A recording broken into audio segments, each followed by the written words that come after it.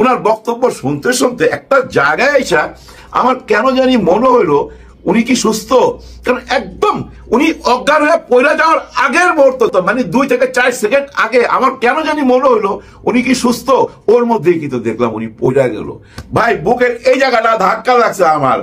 বিশ্বাস করেন, আমি আমার চোখের সামনে আমার বাবার মৃত্যু দেখছি, আমি আমার চোখের সামনে আমার রোজির মৃত্যু দেখছি, আমার এতটা ধাক্কা লাগে নাই ভাই। সোহরাওয়ার্দী উদ্যান আগে ছিল রেসকোর্স ময়দান, রেস হইতো, এখানে জুয়া খেলা হইতো। জুয়া বলতে কি জানেন, পাকিস্তান আমলে এখানে ঘোড়ার রেস হইতো। এটা চারিদিকে না কাঠের বাউন্ডারি ছিল, 2 সাইডে, এই সাইডে লোকজন দাঁড়াইতো, কোন ঘোড়া আগে যাবে ওর উপরে জুয়া খেলা হইতো ওই টাইমে। পরে এটা বন্ধ করে দেওয়া হয়েছে। আর এই জায়গায় আজকে যে মহাসমাবেশটা দেখলেন আপনারা, এত মানুষ আগে দেখছেন? হ্যাঁ দেখছি আমরা 7ই মার্চের ভাষণে, কিন্তু 7ই মার্চের ভাষণে এই রেসকোর্স ময়দানের ভিতরে যতটুক জায়গা এর মধ্যেই মানুষ ছিল, আর চারিদিকে ছিল আর্মির গাড়ি। আমি নিজে গেছি আমার মামার সাথে, ছোট ছিলাম। আর আজকে যে সমাবেশ দেখলেন, এটা আপনারা নিজেরাই চিন্তা করেন 7ই মার্চের চেয়ে অনেক বেশি কিনা, আপনারা নিজেরা একবার ভাইবা দেখেন। এভাবে ভাবতে পারেন, রেসকোর্স ময়দানের ভিতরে জনগণ ছিল 7ই মার্চের ভাষণ শোনার জন্য, মঞ্চ ছিল ওই বট গাছের নিচে। আর আজকের যে সমাবেশ হয়েছে সেটা কিন্তু ওই মাঠ ছাড়াইয়া, ঢাকা ইউনিভার্সিটি ছাড়াইয়া ওদিকে নিউ মার্কেট চলে গেছে, এদিকে চলে আসছে ওই যে বাংলা মোটর, ওদিকে রমনা পার্কের ভিতরে ঢুকে গেছে। রমনা পার্কের ভিতরে কিন্তু ভাবেন ব্যাপারটা, আপনি যদি পাখির চোখে দেখেন তাইলে বুঝতে পারবেন কত মানুষ হইছে। আমার তো মনে হয় এটা নতুন ইতিহাস লেখা হয়ে গেল আজকে, এটা একটা ইতিহাস।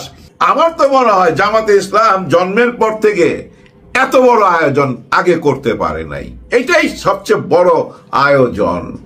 আমি খুব মনোযোগ দিয়ে দেখতেছিলাম, অনেক কৌতূহল ছিল আমার, অনেকে ভাষণ দিতেছিল। তবে একটা মজার ব্যাপার কি জানেন, প্রত্যেকের ভাষণের মধ্যেই কিন্তু একটা ব্যালেন্স ছিল। যদি ওনাদেরকে সময় মাইপা দিছে 2 মিনিট 3 মিনিট, কাউকে 5 মিনিট, ওই সময়ের মধ্যে সবাই যে ভাষায় কথা বললো সবগুলা যদি আপনি মিলান, একটা ফুলের মালা হবে, বিনি সুতার মালা, একই সুরে গাথা। সবাই ভাষণের মূল কথা যেটা, সবাই ভাষণের মধ্যেই বুঝা গেছে সবাই জুলাই গণ অভ্যুত্থানকে বুকে ধারণ করে।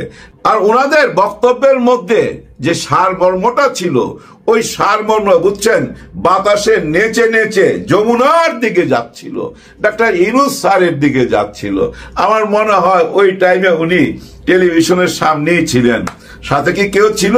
হ্যাঁ থাকতে পারে, আসিফ মাহমুদ আর মাহফুজ আলম, ওই যে মাস্টার মাইন্ড চুপচাপ আছে, কিন্তু ওনারা 3 জন হয়তো দেখতেছিল টেলিভিশনে কি বলে ওনারা।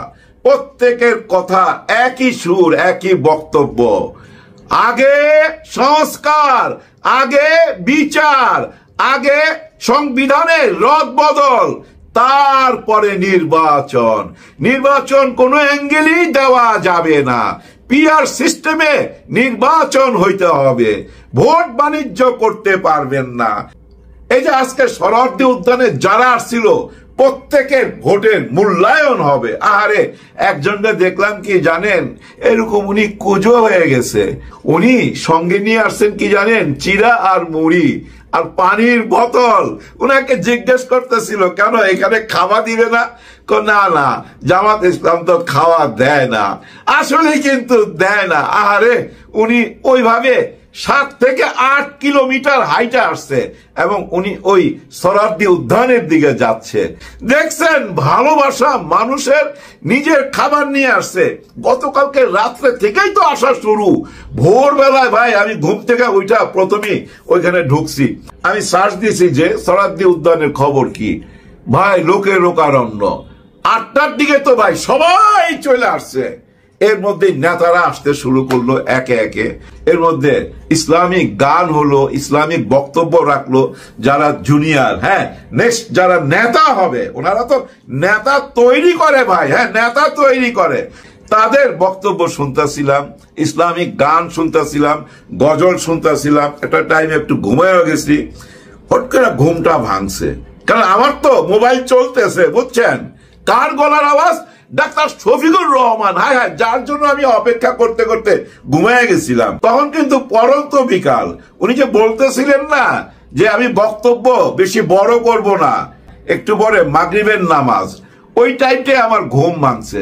তাড়াতাড়ি ওইটা বৈঠক দেখতেছি, উনি কথা বলতেছে, শুনতেছি কি বলতে চায়। এর আগে অনেক নেতাই তো অনেক কথা বলে গেল, উনাদের মনের কথাগুলাই কিন্তু আবার উনি গুছায়া বলতেছে, এবং উনি নিজে বলছে এতক্ষণ যাদের বক্তব্য আপনারা শুনলেন ওগুলা সবই আমার মনের কথা। হ্যাঁ, উনি নিজেই বলতেছিলেন। তারপর ওনার বক্তব্য শুনতেছি মনোযোগ দিয়া। আমি তো জানি কি বলবে ভাই ব্রাদার, আপনাদেরকে অনেক আগে থেকে বলে আসতেছি না যে ইসলামিক মাইন্ডের যারা আছে সবাই এক জায়গায় চলে আসবে। এই এনসিপি একা কিছু না, কি ওনাদের সঙ্গে আছে মুরব্বীরা, আর মুরব্বীরা যা বলে বুদ্ধিমানরা সেভাবেই চলে, সেই বুদ্ধিমানরা ওইভাবেই চলতেছে। যাই হোক, ওনার বক্তব্য শুনতে শুনতে একটা জায়গায় এসে আমার কেন জানি মনে হইলো উনি কি সুস্থ, কারণ একদম উনি অজ্ঞান হয়ে পড়ে যাওয়ার আগের মুহূর্ত, মানে 2 থেকে 4 সেকেন্ড আগে আমার কেন জানি মনে হইলো উনি কি সুস্থ। ওর মধ্যেই কিন্তু দেখলাম উনি পড়ে গেল। ভাই বুকের এই জায়গাটা ধাক্কা লাগছে আমার। বিশ্বাস করেন, আমি আমার চোখের সামনে আমার বাবার মৃত্যু দেখছি, আমি আমার চোখের সামনে আমার রোজির মৃত্যু দেখছি। আমার এতটা ধাক্কা লাগে নাই ভাই, কারণ ওরা অসুস্থ ছিল। আমার বাবার ক্যান্সার ছিল, জানতাম যে উনি মারা যাবেন। রোজিও সেম কিডনি পেশেন্ট ছিল, জানতাম যে একটা টাইমে পৃথিবী ছেড়ে চলে যাবে। মানসিকভাবে প্রস্তুতি ছিল, যার জন্য এত বড় ধাক্কা লাগে নাই। আজকে তো ওই প্রস্তুতি ছিল না ভাই, একদম সুস্থ মানুষ, আর উনি যে হাঁটে ভাই, ভাল লাগে দেখতে, ভাল লাগে। এই বয়সে যেভাবে কথা বলে, যেভাবে হাঁটে, আর উনার একজন ভক্ত আমি, এটা তো আপনাদেরকে আগেই বলছি। ওই টাইমে ভাই বুকটার মধ্যে যা লাগছে না, হায় হায়, শেষ হয়ে গেল কিনা সব স্বপ্ন। কারণ কি জানেন, এই জুলাই গণ অভ্যুত্থানের সঙ্গে যারা আছে তাদের অভিভাবককে, তাদের অভিভাবক তো উনি, হ্যাঁ উনি অভিভাবক। এই মুহূর্তে ওদের দায়িত্ব তো কেউ নিতে চায় না, উনি নিছেন, উনি নিছেন। আরেকজন আছে ওনাদের দায়িত্ব নিয়ে বৈশা আছেন, ডক্টর মোহাম্মদ ইউনূস স্যার, উনি তো বৈশা আছেন। কি করবে উনি তো নিরুপায়, কারণ 2টা ভাগ হয়ে গেছে। জুলাই গণ অভ্যুত্থানকে একটা ভাগ বলে এটা একটা আবেগ, আরেকটা ভাগ বলে না এটা তো আবেগ না, এটা আগুন। আর ওই আগুনটাই বুকে নিয়ে উনি বক্তব্য দিতে দাঁড়াইছিল। ভাই ওনার আগুন ঝরা বক্তব্যটা শুনতে পারি নাই, কেন জানেন? উপরওয়ালা ওনার শরীরটাকে ওনার সঙ্গ দেয় নাই, একটুখানি বিট্রে করছে শরীরটা। তারপরে উনি বলছে আল্লাহ যা করে ভালোর জন্য করে। আমার মৃত্যু যখন লেখা আছে তার 1 সেকেন্ড আগেও আমি মরবো না। আবার উনি ওইটা দাঁড়ায় গেছে, দেখছেন? দাঁড়া থেকে বক্তব্য রাখতে রাখতে আবার কিন্তু উনি 50 সেকেন্ডের মধ্যে আবার পয়রা যাইতেছিল, সবাই ধইরা ফেলছে। এর মধ্যে একজন আইসা মাইকে ঘোষণা দিল ডাক্তার সাহেব এখন আর কোনো বক্তব্য রাখবে না। ডাক্তার সাহেবকে অন্য ডাক্তাররা না করছে আর কোনো বক্তব্য রাখা যাবে না, উনার শরীর ভালো না। ওই টাইমে উনার গলার আওয়াজ শোনা যায়, বুঝছেন? বলতেছে না আমি বক্তব্য দিব, কিন্তু উনি দাঁড়াইতে পারতেছে না। ওই মাইক নিচে নামানো হয়েছে, ওই মাইক নিচে নামায়া বৈশা উনি বক্তব্য রাখছে। বক্তব্যের মূল কথা, আরেকটা লড়াই করতে হবে দুর্নীতির বিরুদ্ধে।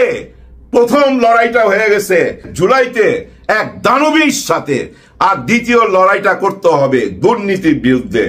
এই দেশটাকে দুর্নীতি মুক্ত করতে হবে, এবং উনি ওয়াদা করছে আমরা যদি জনগণকে সঙ্গে নিয়ে ক্ষমতায় আসতে পারি তাহলে আমরা দুর্নীতি মুক্ত একটা বাংলাদেশ করব।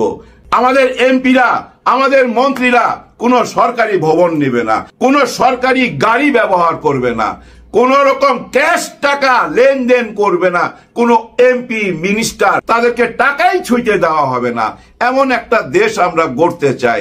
উনার কিন্তু শরীরটা ওনার সঙ্গ দিচ্ছিল না। তারপরে জানেন ওই যে ইমানের জোর আর সামনে কত বড় দায়িত্ব, সারা বাংলাদেশ থেকে কত মানুষ আসছে, ওই দায়িত্ববোধ থেকে ওই শরীরের সাথে যুদ্ধ কইরা নিজেই বলতেছে আমার আফসোস আমি জুলাইয়ের একজন শহীদ হইতে পারি নাই। উনার আফসোস এটা।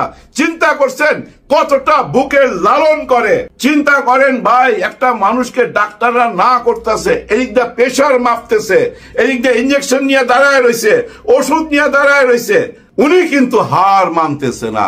একটা টাইমে কিন্তু ধমক দিছে, এই তোমরা বসো। কখনো ওনাকে দেখি নাই মঞ্চে কাউকে ধমক দিতে, তখন ধমক দিছে। চিন্তা করেন কতটা পাওয়ার। এটা ইমানের জোর লাগে, ইমানের জোর লাগে। সৎ মানুষ ভাই, সৎ মানুষ। আপনারা নিজেরাই বলেন, হ্যাঁ আপনারা বলেন তো, আমার এখানে কমেন্ট করবেন জামাতে ইসলামের কি কি দোষ আছে একটু বইলা যাবেন। যাই হোক, হাসনাত আব্দুল্লাহ, সার্জিস এবং নাহিদ ইসলাম, এদেরকে নিয়ে ভাই আমার টেনশন হইতো যে যদি জুলাই সনদপত্রটা না হয়, যদি জুলাইয়ের গণ অভ্যুত্থানের স্বীকৃতিটা তারা না পায়, যদি সংবিধানে এই 24কে জায়গা না দিতে পারে, তাহলে তো এই বাচ্চাগুলার কি অবস্থা হবে। হায় হায়, বাচ্চা আমি কইতাছি, ওনারা কইছে পোলাপান। আজকাল ওই পোলাপান কি কয় জানেন? বুড়া। বুড়া কয়ে বলে, কিন্তু ছাড় দেয় না তো ভাই। বুঝিনি তো এই যুগের পোলাপান। বাপেরে কয় হুক্কা আন, কিছুই করার নাই। এই যে দেখেন চিটাগাং গেছে, ওর মধ্যে কক্সবাজার যাইবার সময় ওই যে চকরিতে আবার একটা নতুন ঘটনা ঘটছে। আচ্ছা কি দরকার ছিল বলেন? ওইখানে যায়া সালাউদ্দিন সাহেবকে নিয়ে কথা বলতেছে, ওনার নাম নেয় নাই, শুধু বলছে শিলং থেকে এখানে একজন গডফাদার আসছে। শিলং থেকে। এখন শিলং থেকে কে আইছে এইটা তো বুঝেন। এইটা নিয়ে ওইখানে রিয়াকশন হয়েছে ওনার দলের মধ্যে। ওনার তো ভক্তকুলের অভাব নাই ওই এলাকায়, তাই না? সাগর পাড়ের মানুষ ওনারা, ওই এলাকাটা তো পুরাই ওনাদের। ওনার ভক্তরা হামলা চালাইছে, ব্যানার ছিঁড়ছে, পোস্টার ছিঁড়ছে, স্লোগান দিছে, ওইখানে পুলিশ গেছে, আর্মি গেছে। কিন্তু গোপালগঞ্জের মতো ওরকম ঘটনা ঘটে নাই, ইট পাটকেল মারে নাই, ব্যানার ট্যানার ছিঁড়ছে, প্রতিবাদ করছে। কারণ ওনাদের নেতাকে মূল্যায়ন করে নাই, যার জন্য ভাই আমার এলাকায় আইসা আমার নেতাকে মূল্যায়ন করবি না। যে ঘটনাটা ঘটছিল গোপালগঞ্জে, চিন্তা করেন ঘটনা কোন দিকে যাচ্ছে। এখন এরকম ঘটনা আরো ঘটবে এখন, কারণ এখন দিশাহারার টাইম। তো অঙ্ক মিলায় দেখেন, আজকে সরহদ্দি উদ্যানের জামাতে ইসলামের এই মিটিং এর পরে কি বার্তা চলে গেছে সারা বাংলাদেশে, একবার চিন্তা করে দেখেন তো। আর ডক্টর মোহাম্মদ ইউনূস স্যার যেটা চাইছিল সেটা কি হয় নাই, সেটা কিভাবে আদায় করতে হয় সেটুক তো আল্লাহ উনার মাথায় দিয়ে দিছে। সেইটুক যদি আল্লাহ উনার মাথায় না দিত, সারা পৃথিবীর কাছে উনি হিরো হইতে পারত। সারা পৃথিবীর মানুষ উনাকে কেন চিনে? নিশ্চয়ই আল্লাহ উনাকে কিছু দিয়ে দিছে। ওই জ্ঞান দিয়েই কিন্তু খেলাটা খেললো। হ্যাঁ, আমি খেলাই বলবো, এটা রাজনীতির খেলা, রাজনীতির খেলা। আমরা কিংস পার্টি বলি আর যাই কিছু বলি, ঘটনা তো সত্য কিন্তু সাক্ষী নাই। ঘটনা সত্য, সাক্ষী নাই। কিভাবে সাক্ষী দিবেন? সবাই সবকিছু বুঝতেছি, কিন্তু ওনার নিয়তটা কি? ডক্টর মোহাম্মদ ইউনূস স্যারের নিয়তটা কি? ভাই সংস্কার করব, বিচার করব, তারপরে নির্বাচন দিব। দেখেন বিচারের কথাও কিন্তু আজকে এই মঞ্চ থেকে ঘোষণা দিছে। বিচারের একটা পর্যায়ে যাইতে হবে, বিচার দৃশ্যমান হইতে হবে, তারপরে জুলাই গণ অভ্যুত্থানের সনদপত্র ঘোষণা লাগবে এবং এই 24কে সংবিধানে জায়গা দিতে হবে, স্থান দিতে হবে ভাই, স্বীকৃতি দিতে হবে। কারণ কি জানেন? এখনো তো হুমকি ধমকি আসে। হায় হায়, আপনারা দেখেন নাই একজন পুলিশ অফিসারকে আওয়ামী লীগের গেরিলা বাহিনী হুমকি দিতেছে। হ্যাঁ, আওয়ামী লীগ অলরেডি গেরিলা বাহিনী বানায় ফেলাইছে। ওই গেরিলা বাহিনী হুমকি দিতেছে যে গোপালগঞ্জে কি আপনি গুলি চালাইছিলেন আমার লোকদের উপরে, তাহলে আপনার খবর আছে। চিন্তা করছেন? পুলিশকে হুমকি দেওয়া শুরু করছে। এটাই উপরওয়ালার খেলা ভাই। হ্যাঁ, এটাই নিয়তির খেলা। আমরা ছোটবেলায় শুনছি তো পিপিলিকার পাখা গজায় মরিবার তরে। ভাই এখন যতই উড়বার চেষ্টা করবেন ডানা কাইটা দিবে, স্টেট ডানা কাইটা দিবে। কারণ জনগণ আছে এখন সরকারের সাথে, সরকার একা না। আজকের পর থেকে কেউ কি সরকারে একা বলতে পারবেন? এনসিপি আলোচনার মধ্যেই আছে, আলোচনার মধ্যেই থাকবে। এনসিপি নিয়ে সবাই কথা বলতে এখন বাধ্য। কারণ ওনাদের পিছনে কারা আছে আজকে তো ভাই আয়নার মতো পরিষ্কার হয়ে গেলেন। আগে থেকে বলছি না, 19 তারিখে আপনারা ক্লিয়ারলি দেখতে পাবেন, পরিষ্কার দেখতে পাবেন, কোন রকম ভেজাল নাই। ডক্টর ইউনূস স্যার বলছিল না যে আমাদের এক পাশে চীন আরেক পাশে ভারত, ওরা যদি উইরা যাইতে চায় সামনের দিকে, আমরা মাঝখানে, আমরাও তাদের সঙ্গে উইরা যাইতে পারবো। তাদের হাওয়া আমাদের গায়ে লাগবে, তো সে হাওয়া লাগাতেই আমরা উইরা যাইতে পারবো। এই কথা তো বলছিল ভাই। আর ওই কথাটার মূল্য দিচ্ছিলাম না আমরা, কেউ কোন মূল্যায়নই করতেছিলাম না ডক্টর মোহাম্মদ ইউনূস স্যারকে। মনে হইতেছিল কি জানেন, উনি বিদেশে কোথাও চাকরি বাকরি করতো, ওইখান থেকে আইসা ক্ষমতাটা নিয়ে নিছে জোর কইরা, এরকম মনে হইতেছিল। উনাকে যে আমরা সসম্মানে আনলাম, সে সম্মানটা উনার রাখতে পারি নাই। কিন্তু আল্লাহ যদি সম্মান দেয়, সে সম্মান কে কাইরা নিবে? দেশের বৃহৎ জনগোষ্ঠী বুঝা ফেলাইছে যে doctor Yunus sir correct. Correct যদি না হবে, আজকে যে 7 দফা আসলো, এগুলা তো ভাই সবই সরকারের দাবি। হ্যাঁ, সরকারের দাবি আজকে রাজনীতির মাঠে চলে আসলো। রাজনীতির মঞ্চ থেকে যখন ঘোষণা হইলো, এখন তো আর ফেলে দিতে পারবেন না।